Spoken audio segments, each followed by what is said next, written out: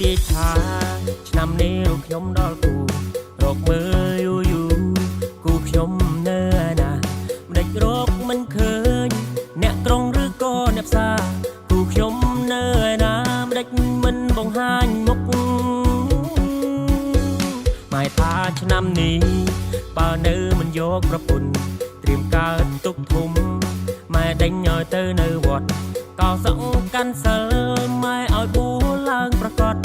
បើនៅតែរកប្រពន្ធមិនបា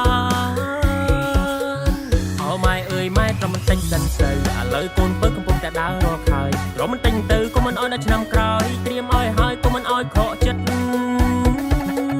ណាម៉ែណាសូមម៉ែកុំភ័យ